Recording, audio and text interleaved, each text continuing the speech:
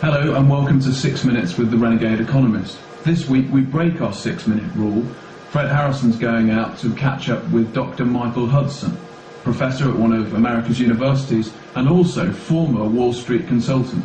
A lot of commentators globally have got it completely wrong when it comes to the global financial crisis.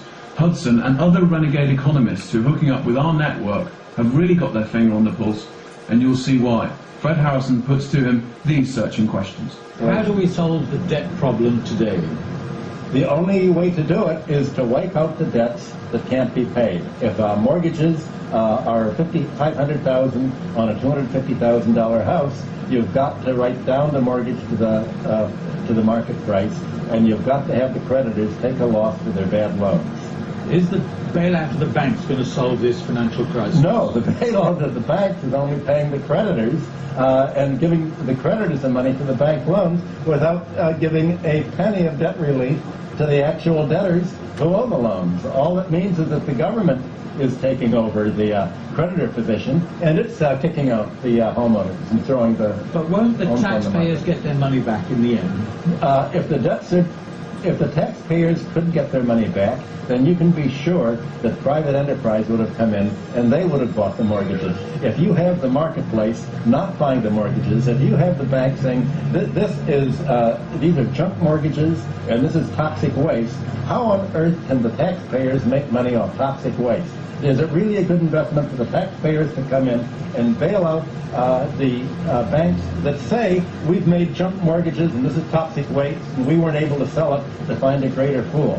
There's no way the taxpayers can make money on that. Okay, now look, I know you've been an economist in Wall Street, you teach economics in universities all over the world actually, you're a consultant to governments around the world, and yet you think there are lessons to be learned from the ancient world, that somehow in the biblical times the debt cancellation was something that we can learn from today. In what way? Well, for 3,000 years, from Sumer to Babylonia to the Jewish lands with the Jubilee law, they all had the same policy. And when a new ruler would take the throne for the second year in Babylonia and Sumer, he had a three-pronged solution. He would liberate the debt bondsmen, he would return the lands to people who'd lost them for foreclosure, the homes, the basic self-support, and he would annul the personal debts.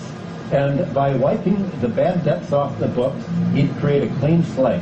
And this was exactly the policy that was taken over in Jewish law in Leviticus by the Jubilee year. So you're now saying that there is a way to translate that history into modern economics to solve the global financial crisis? Yes, antiquity managed to last for 3,000 years without a financial bubble, without an economic bubble, and continually restoring order. And antiquity realized something that the modern economists don't. They realized that debts tend to grow in excess of the ability to pay.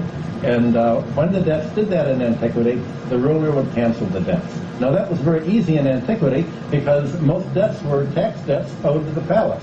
And it's easy to cancel debts when the debts are owed to you. It's harder to cancel debts once you got to Greece and Rome and the debts were owed to private creditors. That's where the problem begins. So now, 2,000 years later, we can't just cancel the debts by rule of the government. Well, you actually can, because the debts are going to be written off. Already they estimate that they've said there are $8 trillion worth of bad real estate debts.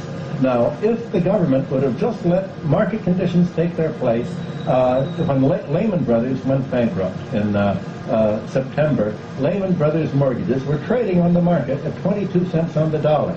Now, at this point, buyers could have come in, bought the mortgages at 22 cents on the dollar, and then gone to the homeowners and the real estate owners and said, okay, we're going to renegotiate your mortgage at 22 cents or maybe 24 cents on the dollar, or even 25 cents on the dollar. That would have given them a profit. They would have marked down the debts to the ability to pay or to the market price. And one way or other, the debts are going to have to be written down to the ability to pay. Otherwise, they're not going to be paid.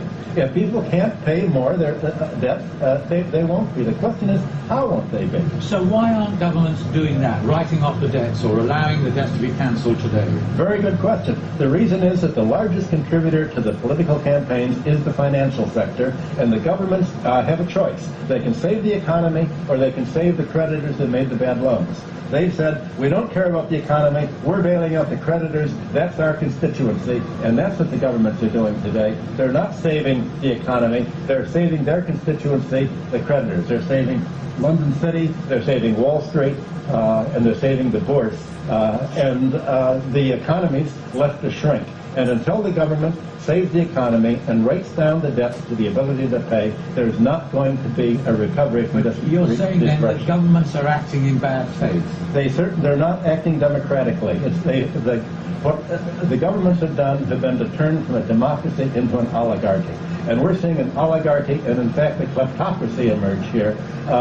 And the governments are not doing what the people have expected them to do. They're not representing the interest of their constituents. But President Obama says he's going to effect a change. It's not business as usual in Washington. Yeah, when Obama talks about change, he's not talking about financial change.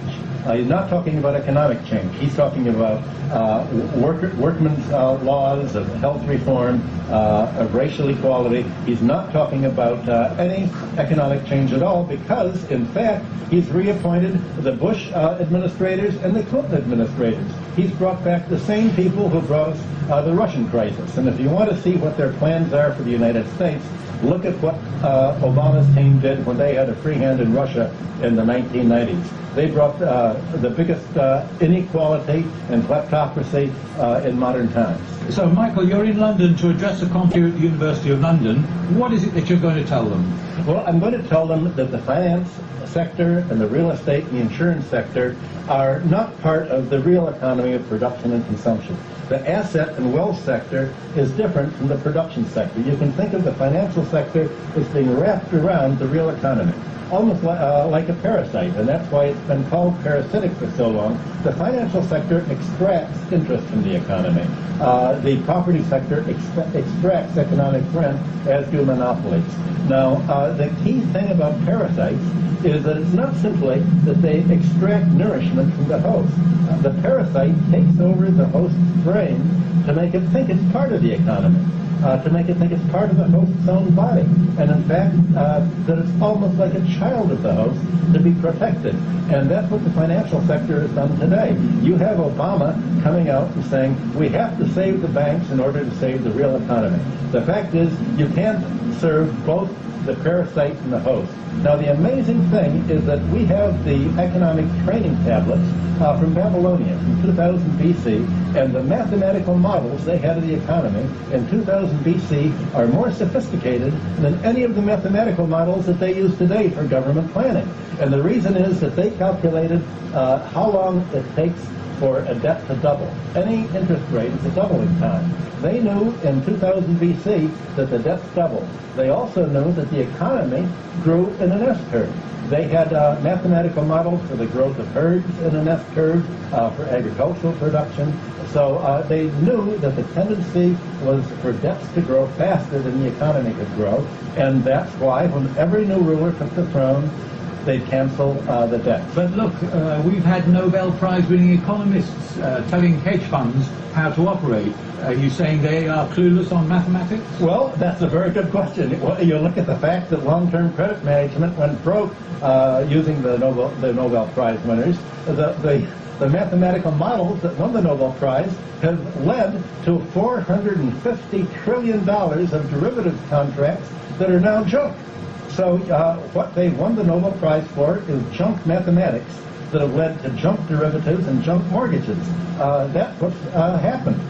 So there we have it, analysis from the former Wall Street insider who clearly doesn't pull his punches. We'll be hearing more from Michael Hudson in the future. In the meantime, next week we're going to be back with the same format, so email your questions in, so I'll put them to Fred Harrison, and you can do that, contact@renegadeeconomist.com, and we look forward to hearing from you. For now, bye-bye.